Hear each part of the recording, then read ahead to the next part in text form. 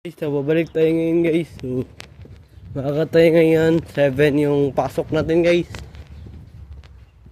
So, makaka rin tayo guys.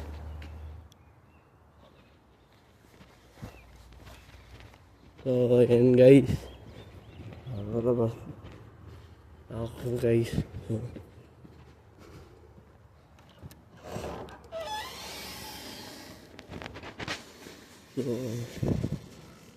yan no. Ayan pa dito guys. 50 pa lang guys.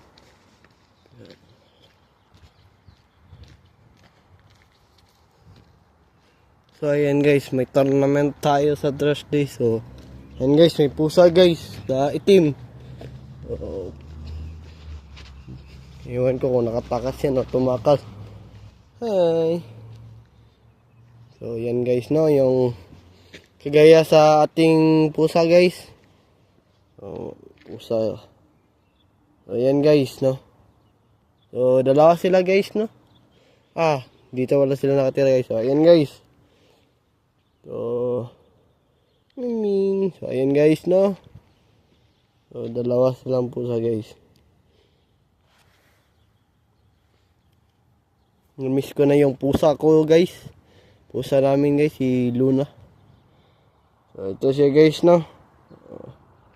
So alis na tayo guys.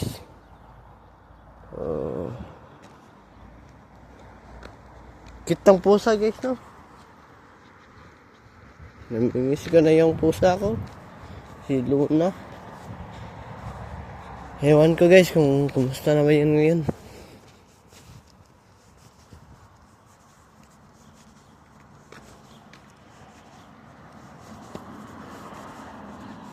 Hindi na kasi nag-message yung kaibigan ng kapatid ko guys. So, sa chess siya guys. So hindi na siya chess guys, taekwondo na siya guys. Namutan ko na kung anong sports siya guys. So miss ko na yung pusa ko. Yan guys, kung yung pusa ko na vlog ko guys, makukulitan kayo sa kanya guys, kasi pakulit niya guys. Kapag may kain sa lamesa guys, tumutungtong siya sa lamesa guys, kahit may pagkain siya guys. Una guys, hindi ako sangayon sa pusa guys, kasi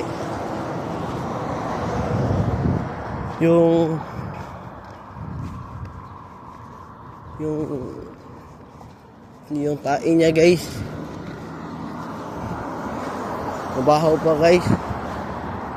Pero guys, yung anong tawag ito, isang week na guys,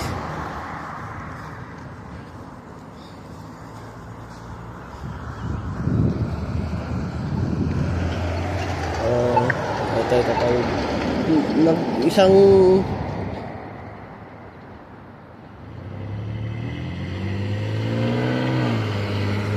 one week na guys, hindi na ako narurumihan sa kanya guys. Isa guys, blula ko guys. Lamig kasi guys. Maangin ngayon guys, nag-jacket nga ako guys eh. Kasi guys, unang pa rin yung lamig, yung jacket guys. Yan lang. Sanay tayo guys. So ayan guys no. Hanggang dumating ang isang buwan guys, nasanay na talaga ako guys.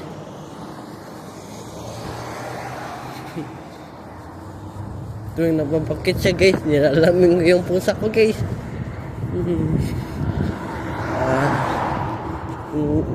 Yung wala yung kapatid ko guys sa bahay guys, sa apartment pala guys. Ako ang papakain sa kanya guys. Ang pagkain pala namin sa kanya ay whiskas. Color violet yan guys. Yung ang tawag yan, yung lagayan niya guys. May violet guys. Whiskas guys. So mura lang yan sa 7-Eleven, no? Ewan ko kung ilan na, kano na ba yung presyo niyan. Baka na 14 na rin kasi 7-Eleven eh. So ayan guys, no? Malapit na tayo sa bus stop. So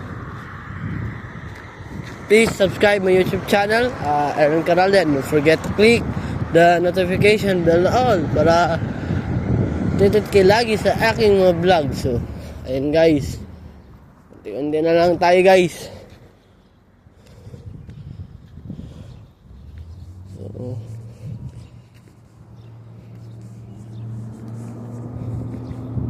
ayan, no? Plano kong kunin si Luna guys. Pag nakatipon ako guys, kunin ko si Luna. Ako ang makaalaga sa kanya.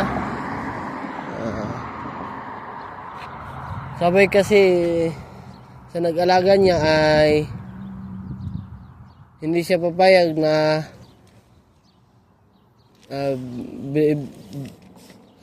ipa-breed ko si Luna.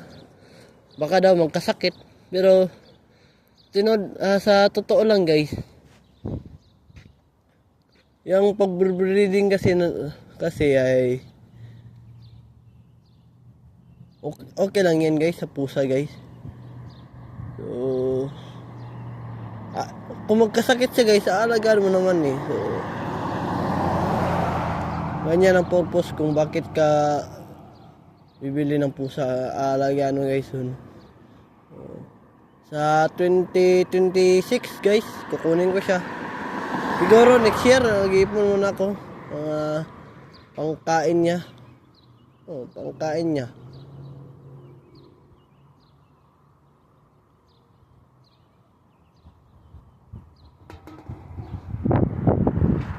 So, yan talaga yung plano ko guys. Kukunin ko talaga si Luna guys.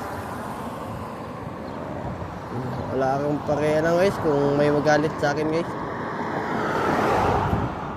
Kahit sabihin nila guys na sila ang nag-alaga, kami naman yung may-ari guys. Pasensya guys, sa bulo-bulo lang ako guys. Nilalamig kasi ako guys. So mag-iipon muna tayo, no? So, value natin ay $20 Canadian $1,000 guys. Yan yung iipunin natin guys. Okay lang guys, may kahit malaman ng tao guys.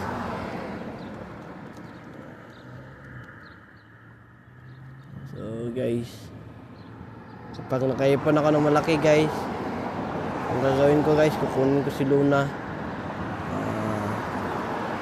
Alagaan ko siya guys.